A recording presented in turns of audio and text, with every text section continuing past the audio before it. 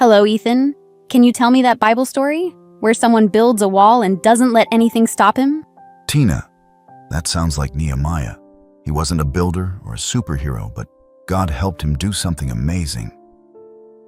Want to hear how it all began? Sure, Ethan, go ahead. A long time ago, during the period of the exile of the Israelites, the city of Jerusalem was a mess.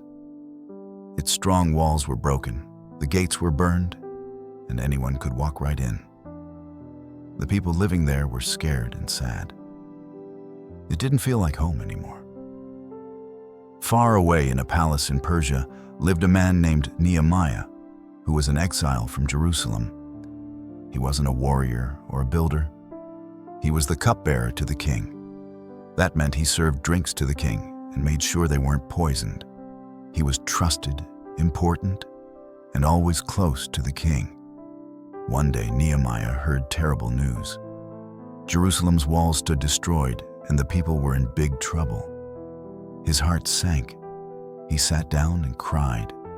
Then he did something powerful. He prayed to God. He confessed the people's sins, asked for forgiveness, and begged for a chance to help.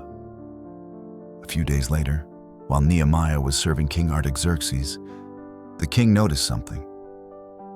"You look sad. What's wrong?" the king asked.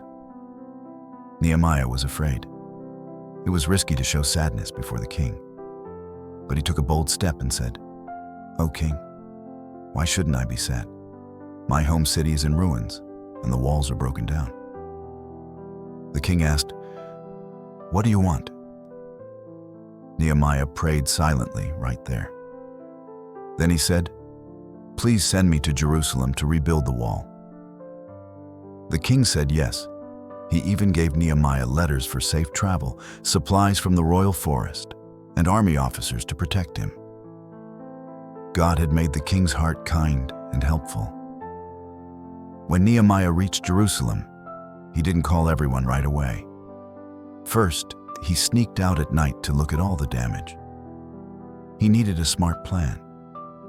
Then he called everyone together and said, "Let's rebuild the wall so we are no longer in danger." The people were ready.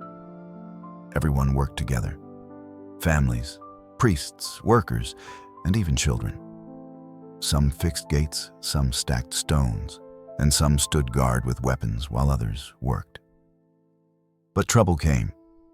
3 enemies, Sanballat, Tobiah, and Geshem, tried to stop the building. They laughed and said, "That wall will fall if a little fox jumps on it."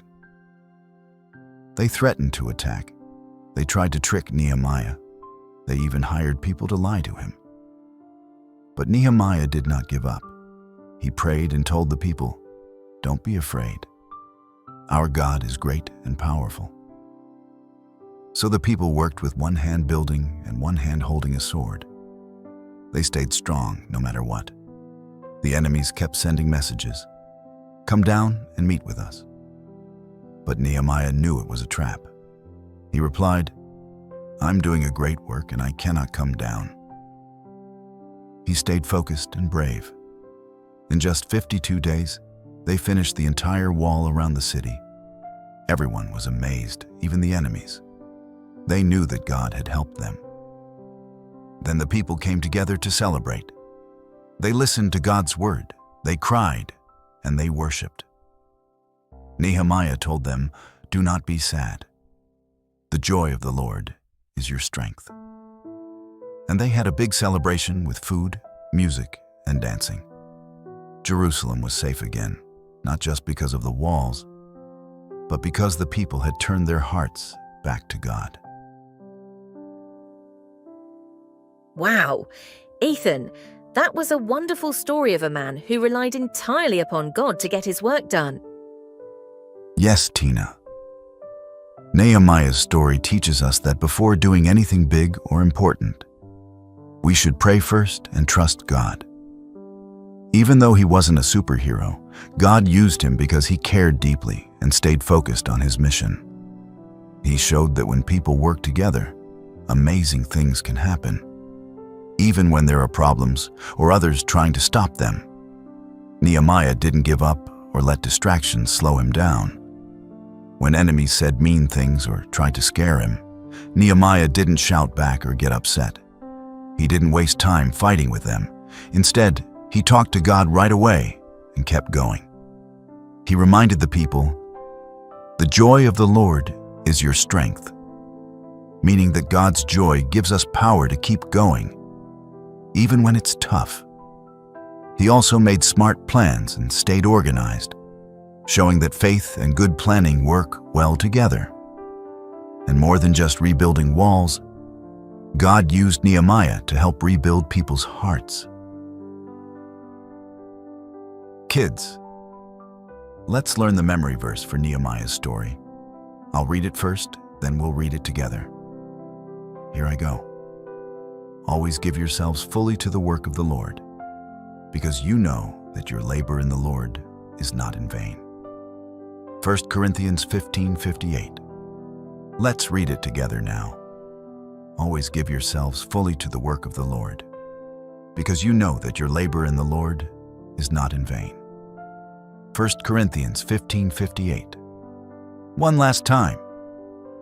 Always give yourselves fully to the work of the Lord, because you know that your labor in the Lord is not in vain.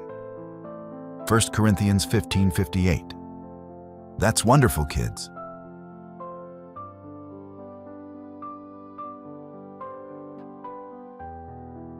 Dear God, thank you for the story of Nehemiah and the example he gave us. Help me to remember to always pray first, just like he did. Even when I feel small or ordinary, remind me that you can still use me to do big and important things. When life gets hard or others try to stop me, give me the courage to keep going. Help me stay focused, not get distracted, and trust you with all my heart. Teach me to work well with others, make wise plans, and keep my eyes on you.